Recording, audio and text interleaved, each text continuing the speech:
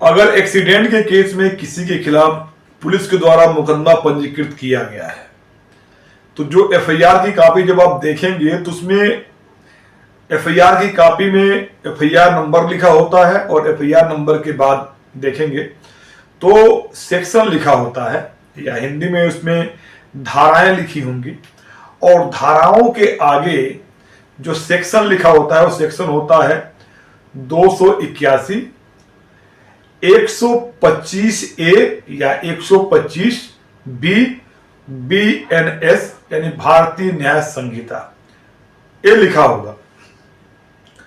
तो जिसकी भी एफआईआर में इस तरीके से लिखा हुआ है तो आज की वीडियो का टॉपिक भी यही है। इन्हीं सारी चीजों को इन्हीं धाराओं के ऊपर बात करूंगा कि आखिरकार इन धाराओं को ऐसे क्यों लिखा जाता है। देखिए, जब भी कोई एक्सीडेंट अगर होता है तो एक्सीडेंट होने के बाद जो मुकदमा पंजीकृत होता है तो उसमें सबसे पहले जो धारा लगाई जाती है वो लगाई जाती है 281 भारतीय न्याय संहिता की। अब 281 भारतीय न्याय संहिता क्या होती है? कोई भी व्यक्ति कोई भी वाहन चला रहा हो, छोटा या बड़ा वाहन से मतलब नहीं है, मोटरसाइकिल है, 4 व्हीलर है, ट्रक है, वाहन किसी भी श्रेणी का हो सकता है। अगर वह वाहन लापरवाही पूर्वक खतरनाक तरीके से अगर चला रहा है पब्लिक प्लेस में और उसके गाड़ी चलाने के वजह से किसी को चोट लगती है या मान के चलिए चोट अगर नहीं भी लगती है लेकिन वो खतरनाक तरीके से गाड़ी चला रहा है और देख के यह लगता है कि किसी को चोट कारित कर सकता है, जरूरी नहीं किसी को चोट ही कारित करे, बस इतना ही प्रतीत अगर हो रहा है कि उसके इस तरीके से अगर गाड़ी चलाने से किसी को चोट लग सकती है तो यह सेक्शन जो है 281 भारतीय न्याय संहिता बनती है। अगर कोई व्यक्ति शिकायत देता है या पुलिस अगर उसे ऐसा करते हुए देखती है तो 281 भारतीय न्याय संहिता के तहत उस पर मुकदमा पंजीकृत किया जा सकता है। लेकिन इस मुकदमे में 281 के साथ साथ 125 ए होगी या 125 बी, दोनों में से एक हो सकती है। तो इस पे बात करते हैं। 281 के तहत हमने समझ लिया खतरनाक तरीके से लापरवाही पूर्वक गाड़ी चलाई जा रही है किसी के द्वारा, तो उस पे यह सेक्शन अप्लाई करता है। इसकी सजा क्या है? 6 महीने तक की सजा हो सकती है। तक से मतलब यह है कि कोर्ट डिसाइड करेगी, अगर अपराध साबित हो जाता है तो। मिनिमम सजा के बारे में नहीं लिखा गया है तो ये मान के चलिएगा कि 1 दिन से लेकर 6 महीने तक कोर्ट सजा दे सकती है या इसमें 1000 रुपए तक का जुर्माना हो सकता है या दोनों कोर्ट कर सकती है। कोर्ट के पास जुर्माना और सजा देने दोनों का देने का भी अधिकार है। अब अगर किसी व्यक्ति के द्वारा लापरवाही पूर्वक या खतरनाक तरीके से कोई गाड़ी चलाई गई और उसके द्वारा कोई एक्सीडेंट हो गया, एक्सीडेंट होने पे किसी व्यक्ति को उसमें चोट भी लग गई, कोई भी व्यक्ति हो सकता है, हो सके दूसरी गाड़ी का ड्राइवर हो सकता है या ऐसा हो सकता है कि कोई साइड का कोई आदमी हो सकता है।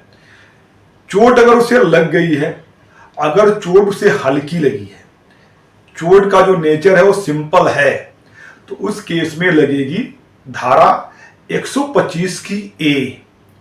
और कहीं गंभीर चोट लग गई है तो उस सेक्शन में लगेगी धारा 125 की बी। ध्यान दीजिएगा, दोनों साथ धाराएं एक साथ नहीं लग सकती हैं, या तो 281 के साथ 125 ए लगेगी या 281 के साथ 125 बी लगेगी।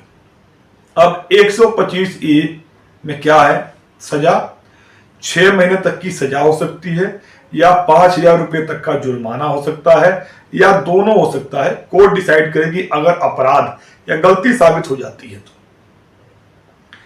जहां पे सिंपल चोट लगी है, चोट का जो नेचर है वो सिंपल है, लेकिन अगर चोट गंभीर लगी हुई है तो उस केस में सजा होती है, 3 साल तक की सजा है, या उसमें 10,000 रुपए तक का जुर्माना है, या दोनों हो सकता है।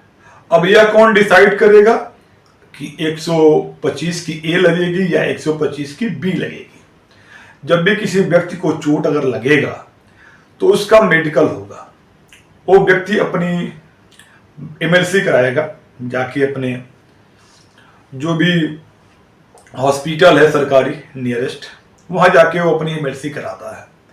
उस एमएलसी में क्या होता है कि जो भी डॉक्टर साहब उस व्यक्ति की एमएलसी बनाएंगे तो वो अपना एक कंक्लूजन लिखते हैं, निष्कर्ष लिखते हैं कि जो चोट लगी है वो चोट का नेचर कैसा है। तो चोट के नेचर में अगर उन्होंने लिखा है कि चोट जो है वो सिंपल है, साधारण चोट लगी हुई है, तो उस केस में 125 की ए लगती है 281 बीएनएस के साथ।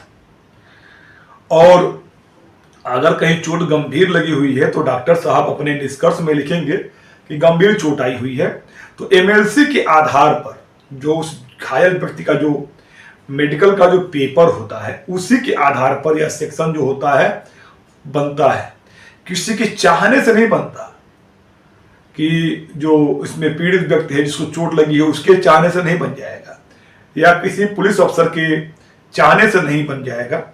जो मेडिकल का पेपर बोलेगा चोट का नेचर, उसी के आधार पे ही जो सेक्शन है वो ऐड होगी। तो उम्मीद करता हूं कि अगर किसी का मामले में अगर ये धाराएं लगी हुई हैं तो उनको समझ में आया होगा कि आखिर 281 के साथ 125 की ए या 125 की बी क्यों लगाई जाती है। फिर भी आपके कोई अगर सवाल है, कोई सुझाव है तो कमेंट बॉक्स में बताइएगा, रिप्लाई देने का प्रयास करूंगा जल्द से जल्द। Thank you for watching.